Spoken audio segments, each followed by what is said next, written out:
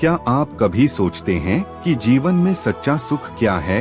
क्या आप कभी सोचते हैं कि मृत्यु से कैसे निडर होकर जीना चाहिए? आज मैं आपको एक ऐसी कहानी सुनाने जा रहा हूं जो आपको इन प्रश्नों का उत्तर देगी। आइए कहानी शुरू करते हैं। इससे पहले कि आप इस कहानी में खो जाइए, अभी इस चैनल को सब्सक्राइब कर लें। एक बार की बात है, एक नौजवान युवक बुद्ध के पास आता है और उनसे कहता है कि हे बुद्ध, क्या आप मेरे एक सवाल का जवाब देंगे? बुद्ध ने मुस्कुराते हुए कहा कि पूछो, क्या पूछना है? इसके बाद उस युवक ने कहा कि हे बुद्ध, मेरी उम्र अभी बहुत ज्यादा नहीं है, लेकिन मैं बहुत परेशान रहता हूँ, बहुत दुखी रहता हूँ। मैं आपसे यह जानना चाहता हूँ कि मेरे जीवन में अभी से इतनी दुख है तो मेरी जिंदगी तो अभी बहुत बाकी है। क्या मेरे जीवन में दुख बढ़ते ही रहेंगे कि इन दुखों से छुटकारा पाने का कोई रास्ता नहीं है? यह सुनकर बुद्ध कहते हैं कि कहाँ है तुम्हारे दुख? मुझे तो दिखाई नहीं दे रहे। यह सुनकर वह युवक कहता है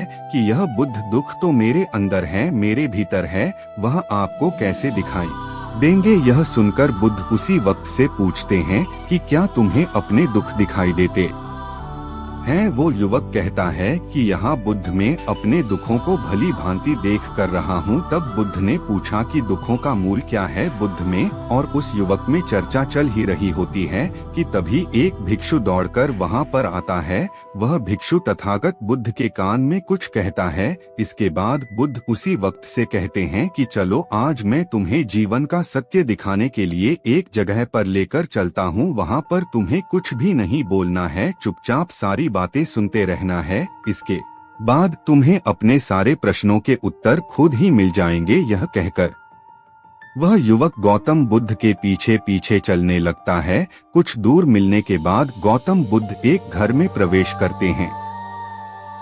घर में प्रवेश करने के बाद वो युवक और तथागत बुद्ध देखते हैं कि वहाँ पर बहुत सारे लोग खड़े हैं और बीच में चारपाई पर एक वृद्ध आदमी लेटा हुआ है। बुद्ध को देखते ही सभी लोगों ने उनके लिए रास्ते बनाए और बुद्ध उस आदमी के पास वही उसके चारपाई पर जाकर बैठ जाते हैं। वह युवक भी पास में ही बैठ जाता है। इसके बाद वृद्ध आदमी जो चारपाई पर लेटा हुआ था कहना शुरू करता है कि हे बुद्ध, मैं नहीं जानता कि मेरे जीवन में कितनी सांसें और बचे हैं। पता नहीं किस वक्त मुझे भगवान के घर से बुलावा जाए। मैं मरने से पहले अपने कुछ सवालों के जवाब आपसे जानना चाहता हूँ। मुझे पता है कि उन सवालों के जवाब आप ही मुझे दे सकते हैं, इसीलिए मैंने आपको यहाँ पर बुलाया है। इसके बाद उस वृद्ध आदमी ने कहना शुरू किया कि हे बुद्ध, अपने आखिरी वक्त में मुझे अपने बचपन के दिन बहुत याद आ रहे हैं। मैं अपने बचपन के दिनों को याद करता हूँ और सोचता हूँ कि वह भी क्या दिन थे, ना कुछ पाने की फिक्र, ना कुछ खोने का गम। बचपन न के उन दिनों को याद करके मेरी आंखों में आंसू आ जाते हैं।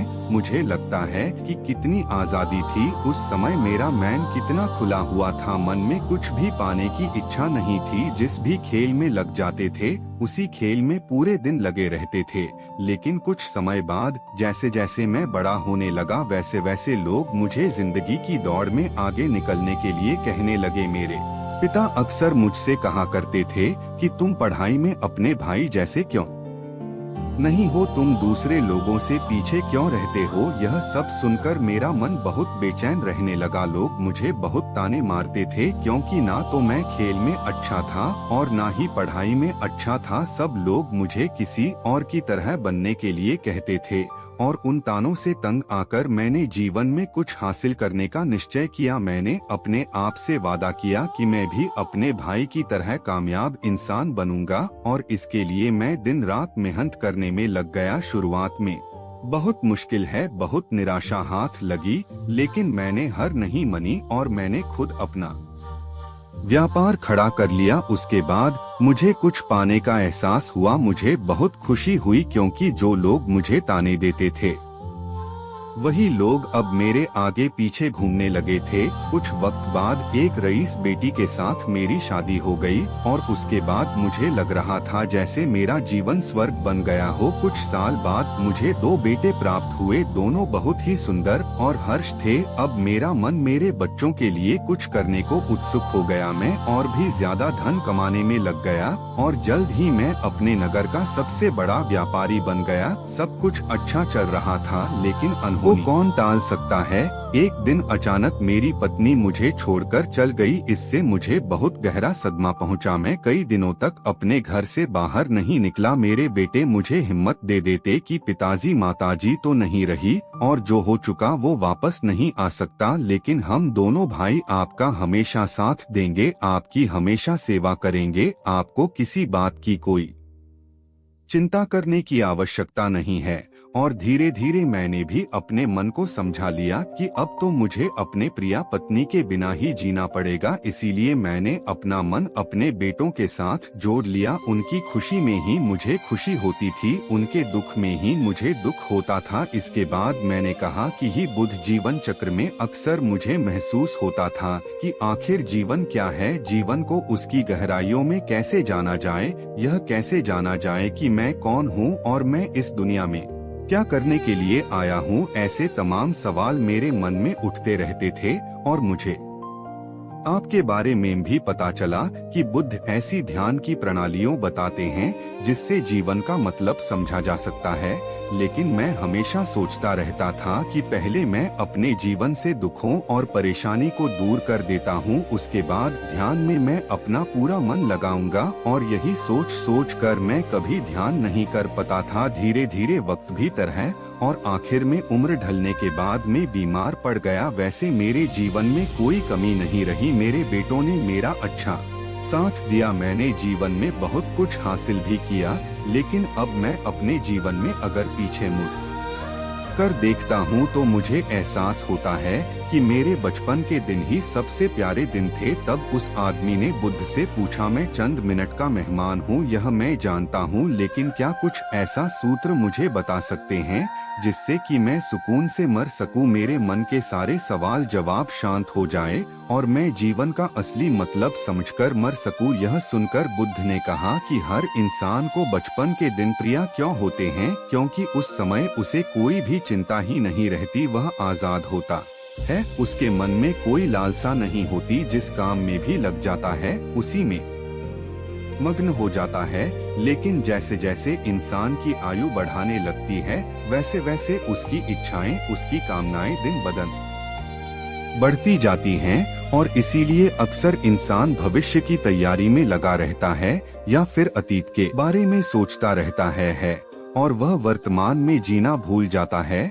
और वहीं अगर हम किसी छोटे बच्चे को देखें तो उसके लिए कोई भविष्य या कोई अतीत नहीं होता, उसके लिए बस वर्तमान होता है और इसीलिए वह वर्तमान में पूरा आनंदित होकर रहता है। तुमने अपना पूरा जीवन अपनी कामयाब हो, अपने बेटों, अपनी पत्नी और अपने भविष्य की योजनाओं में ही बिता दिया और तुम हमेशा यही सोचते रहे कि पहले मैं अपने जीवन को व्यवस्थित कर लेता हूँ और उसके बाद सत्य की खोज करूंगा, उसके बाद ध्यान करूंगा। लेकिन हम यह भूल जाते हैं कि कल कभी नहीं आता, भविष्य की योजनाएं कभी पूरी नहीं होती। जब एक योजना पूरी होती है तो हमारा मन दूसरी योजनाएं बना लेता है और इस प्रकार जीवन चक्र चलता रहता है।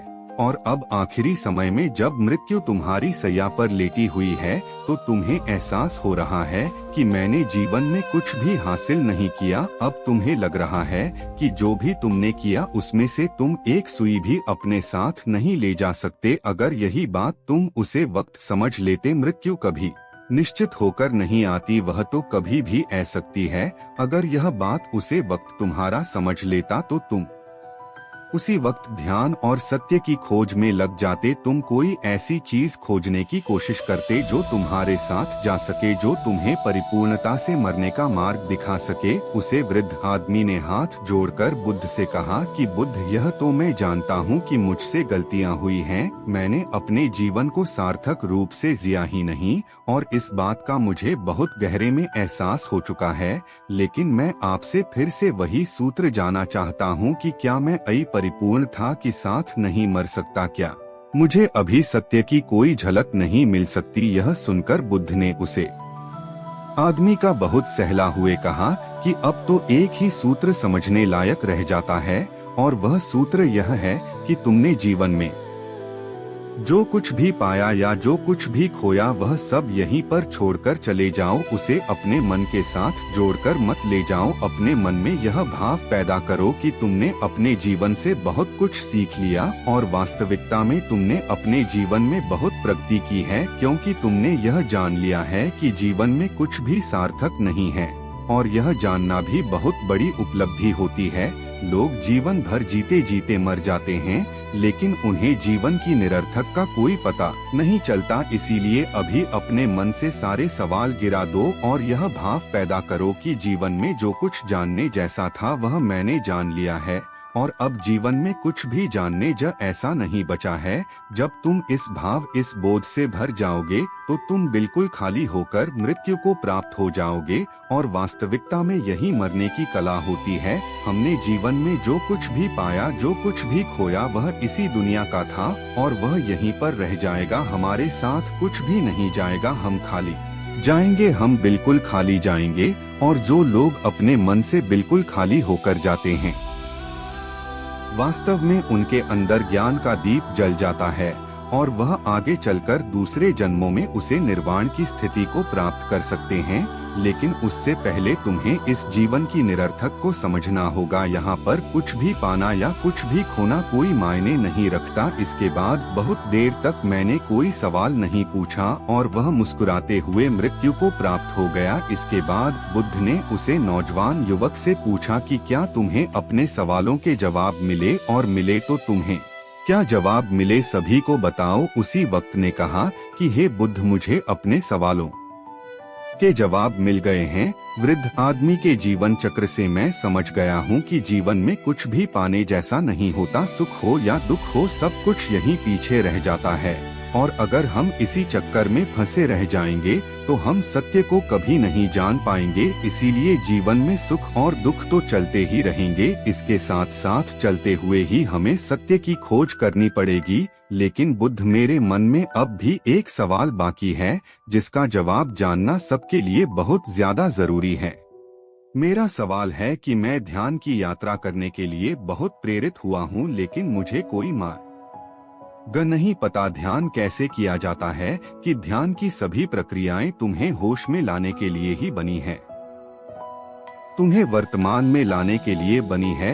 अगर तुम किसी भी काम को पूरी उपस्थित के साथ पूरे एकाग्र भाव से अपने आप को पूरा इकट्ठा करके कर सकते हो तो तुम ध्यान में ही होते हो। लेकिन हमारा ध्यान इधर उधर भट रहता है। अपना कम करते करते वर्तमान में रहने के लिए मैं तुम्हें एक छोटी सी विधि बताता हूँ, जिसके जरिए तुम अपना कम भी कर सकते हो और ध्यान को भी समझ सकते हो। जब भी तुम चलते फिरते हो, उठते बैठते हो, सिर्फ अपने सांसों पर ध्यान लगाना शुरू करो। सांस किस नाक से आ रही है, किस नाक से जा रही है, ना कि कौन से कोने से टकरा रही है। सिर्फ तुम उसके साक्षी भर हो जाओ, सिर्फ उसको देखते रहो। कुछ भी काम कर रहे हो, चल रहे हो, फिर खाना खा रहे हो, सिर्फ अपने सांस पर ध्यान लगाओ। और यह करते वक्त तुम्हें महसूस होगा कि तुम्हारा दिमाग, तुम्हारे विचार तुम्हें इधर उधर ले जाते हैं, लेकिन थोड़ी देर बाद तुम्हें फिर से होश आएगा कि तुम्हें अपनी सांसों पर ध्यान लगाना है, और तुम्हारा ध्यान फिर से सांस ऑटोमेटिक जाएगा। और धीरे धीरे जब तुम अपने विचारों को देखने लगोगे तो तुम पाओगे कि विचार विलन होने